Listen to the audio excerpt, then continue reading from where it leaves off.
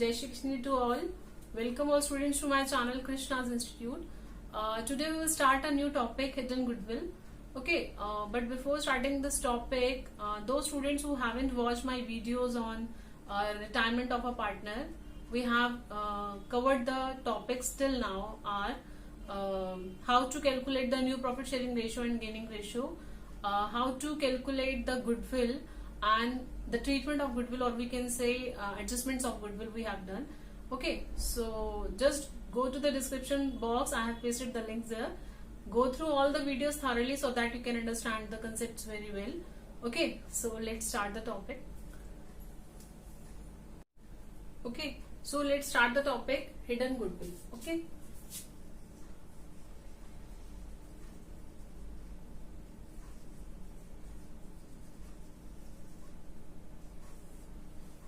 Okay, so we have done this topic in admission of a partner too, but there is difference between in the hidden goodwill in the admission and here in the retirement. Okay, so let's see. Okay, so formula is amount to be paid in full settlement to retiring partner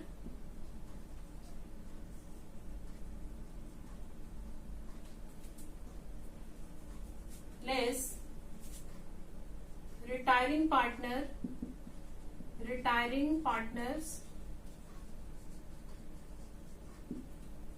adjusted capital.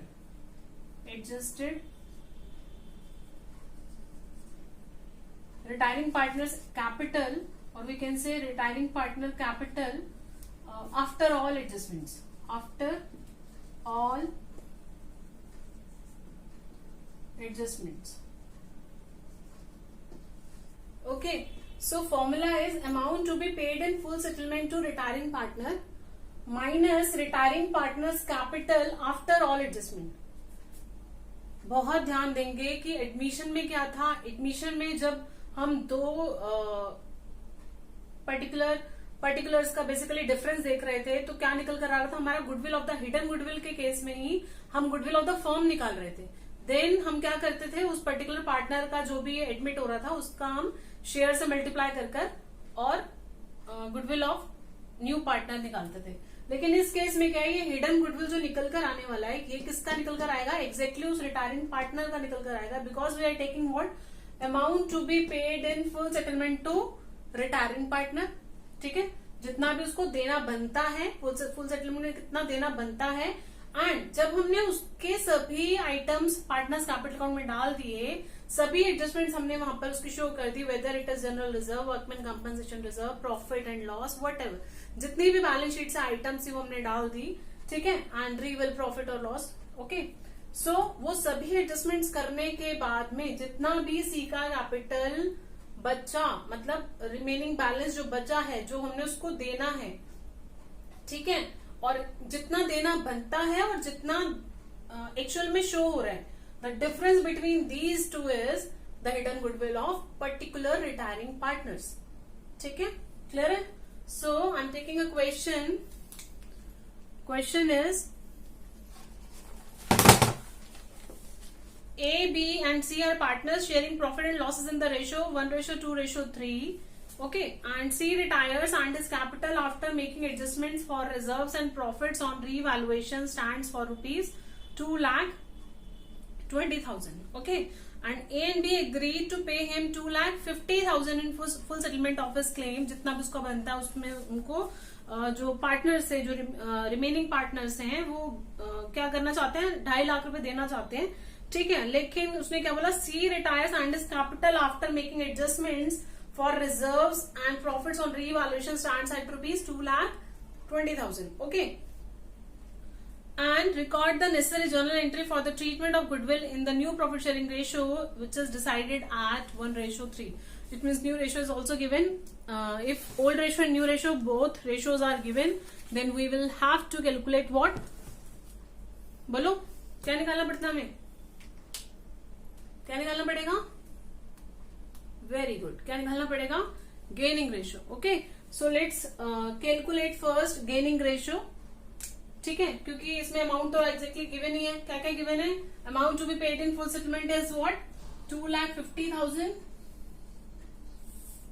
ठीक है, and retiring partners capital account is what? कितना है amount? 2,20,000 after all adjustments. है ना, exactly question में directly given है. So the remaining balance is very good 30,000. कितना आ गया? 30,000. This is the hidden goodwill of a particular retiring partners. ठीक है, ध्यान रखेंगे इस बात का, क्योंकि जो हमने एडमिशन में सीखा था, जो हमारा हिडन गुडविल निकल कर क्या ले रहे थे हम वहां पर? We were taking what? Very good, क्या ले रहे थे? Capital of the new firm. Capital of the new firm. Okay, so और in this case we are taking retiring partners amount only. है ना, तो दोनों तरफ हमने देखो क्या लिया है? Retiring partners, retiring partner. वहां पर हमने क्या लिया था? फर्म की कैपिटल्स ली थी. फर्म की कैपिटल्स ली थी, तो ऑब्वियसली जो गुडविल निकल कर आया था वो किसका निकल कर आया था? वेरी गुड, किसका निकल कर आया था? फर्म का. तो हमने वहां से उस पार्टनर का, उस पर्टिकुलर पार्टनर का शेयर निकाला था.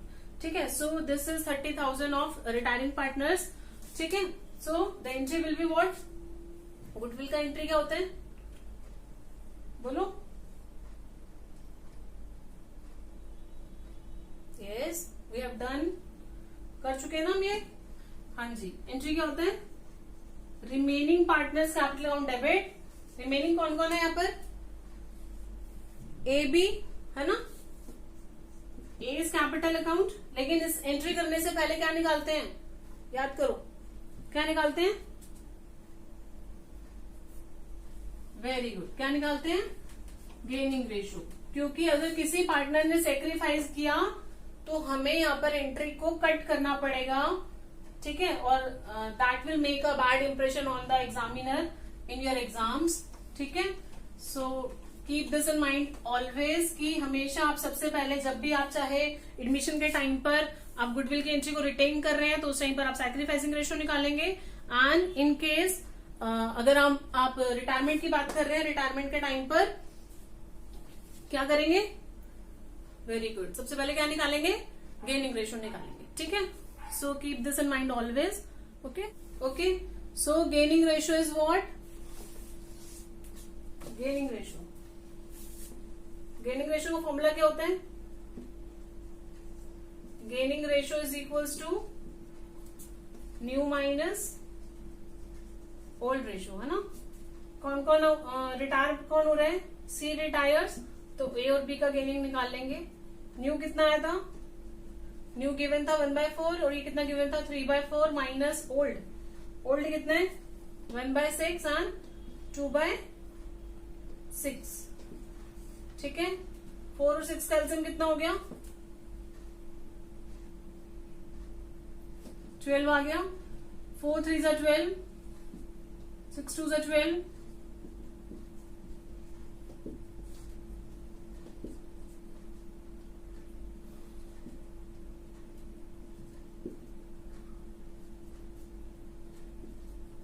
ठीक है, ratio is what? Ratio is 1/5. ठीक है, 1/5 आया हमारा. क्या गेनिंग रेशियो आ गई है. उसके बाद हम एंट्री पास करेंगे. एंट्री क्या होती है? Remaining to retiring partners capital account. Remaining कितने हैं? कौन कौन है? A. So A is capital account debit, B is capital account debit, to C is capital account. C की कैपिटल गुडविल कितनी आई थी? 30,000. Okay, and ratio is, gaining ratio is 1/5. है ना, 1/6 into 30,000. It means 5,000 and 25,000. Okay, being adjustment entry made for goodwill of retiring partners. Okay, got it? Clear? समझ में आ रहे हैं? ठीक है, ध्यान रखेंगे कि एडमिशन में हमने कैसे रिटर्न गुडविल निकाला था एंड रिटायरमेंट में कैसे निकाला है. Okay, so let's move on to the next topic. Okay, so let's start the new topic, treatment of reserves and accumulated profits or losses. Okay, so always keep in mind कि balance sheet में जितने भी items हैं जो distribute होने वाले हैं partners capital account में, हम ये पढ़ चुके हैं.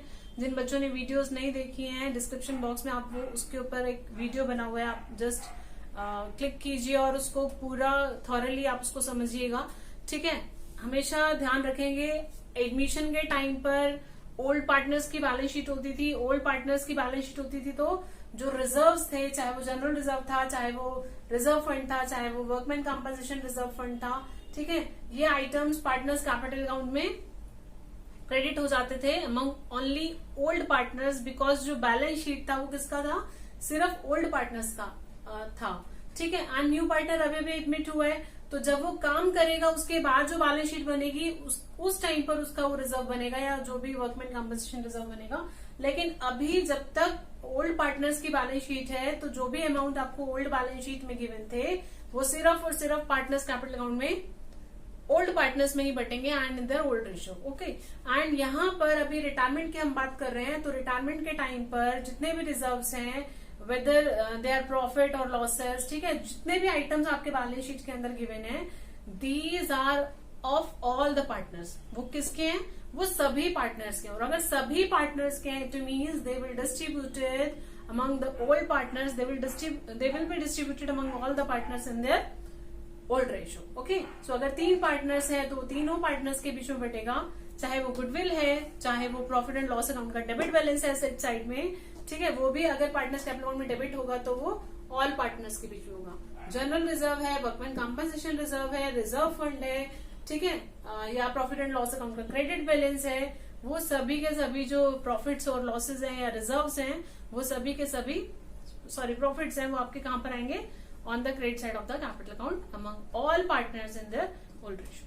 ठीक है, एक बात ध्यान रखेंगे, एम्प्लॉयज प्रॉविडेंट फंड जो आपका लायबिलिटी साइड गिवन होता है वो डिस्ट्रीब्यूट नहीं होता है. ठीक है, so I am taking a question here, question number 26. X, Y and Z are partners in a firm sharing profit and losses in the ratio 3:2:1. Z retires from the firm on 31st March 2019. On the date of Z's retirement, the following balances appeared in the books of the firm, that is general reserve 1,80,000, profit and loss account debit balance, okay, that is 30,000, workman compensation reserve is 24,000, which was no more required. If it is mentioned it is no more required, it means we have to transfer this amount to the partners capital account and we will not show in the balance sheet. Okay, and employees provident fund is also given, that is 20,000 exactly. Okay, pass the necessary journal entries for the adjustment of these items on Z's retirement. Okay, so pass the necessary journal entries. Question number 26. सबसे पहले आपको क्या given है, general reserve given है, profit and loss account का debit balance given है, general reserve, profit and loss का credit balance, workman compensation reserve, reserve fund. ठीक है, सो ये सभी के सभी आइटम्स आपके कहां जाते हैं, पार्टनर्स कैपिटल अकाउंट में क्रेडिट साइड जाते हैं, because they are given on the balance sheet, liability side on the balance sheet. ठीक है, एंड P&L अकाउंट का debit balance, debit balance is what, P&L account का loss balance. Very good, loss है वो. ठीक है, सो लॉस है तो कहां पर आएगा, पार्टनर्स कैपिटल अकाउंट में. वेरी गुड, डेबिट साइड आ जाएगा. Okay, so let's start. सबसे पहले जनरल रिजर्व गिवन आपको,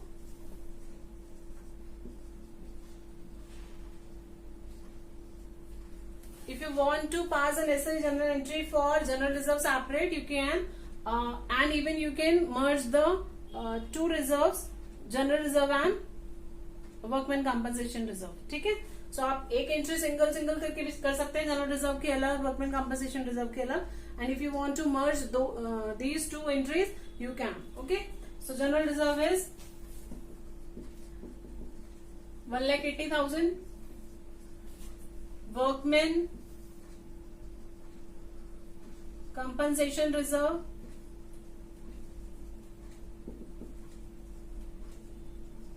अकाउंट डेबिट कितना अमाउंट है, 24,000 टू किसमें, ऑल पार्टनर्स में। ऑल पार्टनर्स के नाम क्या क्या है? 2x capital account, 2y capital account, क्योंकि रिटायरमेंट से पहले वो अमाउंट z का भी है। ठीक है, अभी z गया, z के जाने के बाद का अमाउंट नहीं है बैलेंस शीट में। किसका अमाउंट है? ये तीनों पार्टनर्स की बैलेंस शीट है। ठीक है, सो टू z कैपिटल अकाउंट। ठीक है, 1,80,000 प्लस 24,000 इज कितना होता है? 2,04,000। ठीक है, 2,04,000 को आप डिस्ट्रीब्यूट करेंगे among the old among all the partners. ठीक है, तो 2,04,000 इंटू 3/6, 1,02,000, 2,04,000 इंटू 2/6, 68,000 आ गया। ठीक है, एंड जेड का आ गया 34,000। ठीक है, ओके डन। उसके बाद सेकेंड एंट्री आपकी फर्स्ट एंट्री हो गई। एम्प्लॉयज प्रोविडेंट फंड तो बढ़ता नहीं है, ध्यान रखेंगे इस बात का। और उसके बाद क्या बचा आपका? P&L अकाउंट का डेबिट बैलेंस है। पार्टनर्स कैपिटल अकाउंट क्या होने वाले हैं? डेबिट होने वाले हैं। So entry will be X capital account debit, Y capital account debit, Z capital account debit